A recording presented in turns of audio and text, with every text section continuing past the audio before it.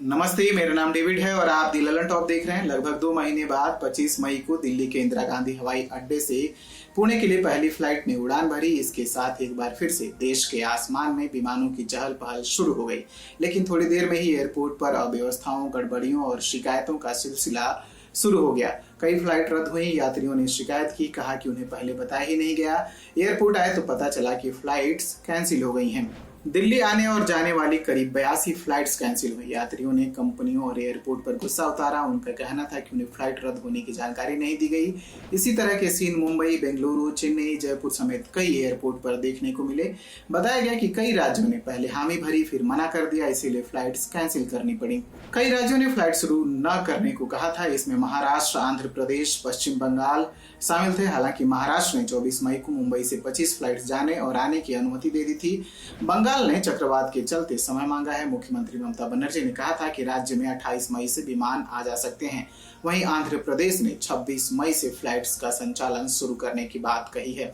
Kolkata airport शुरू न होने से उत्तर पूर्व के कई राज्यों में अभी हवाई यातायात शुरू नहीं हो पाई है।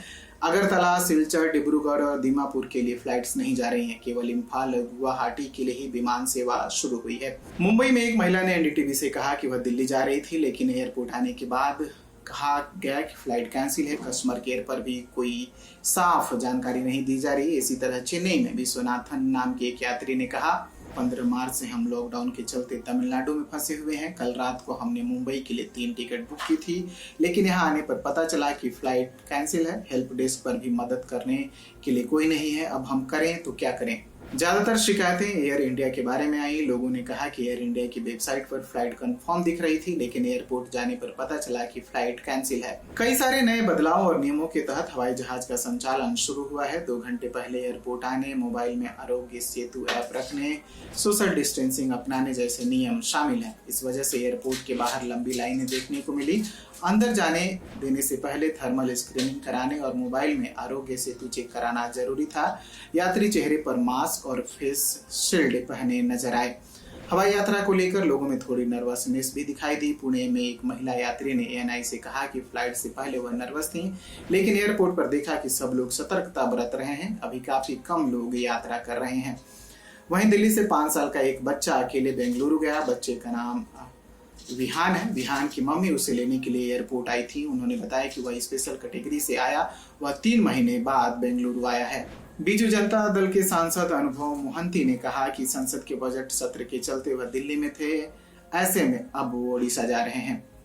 चेन्नई एयरपोर्ट पर एक यात्री ने कहा कि इंटर्नशिप के लिए दिल्ली गए थे, लेकिन लॉकडाउन के चलते 2 महीने तक वहां फंस गए थे। इसी तरह फ्लाइट स्टाफ भी बदले हुए अंदाज में नजर आया। इसके तहत एयर होस्टेस नीले रंग की पीपीई किट और चेहरे पर मास्क और फेस शील्ड लगाए नजर आई। अमनदीप कौर नाम की एक फ्लाइट अटेंडेंट ने एएनआई को बताया कि वो पहले चिंतित थी, लेकिन काम तो करना ही है।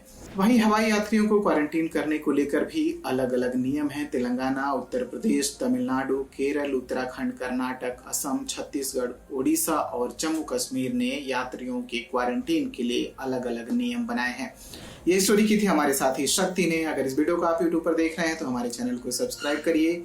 फेसबुक पर देख रहे हैं तो हमारे पेज को लाइक करिए और अब तक आपने हमारा ऐप डाउनलोड नहीं किया है तो डाउनलोड करिए। Thank you.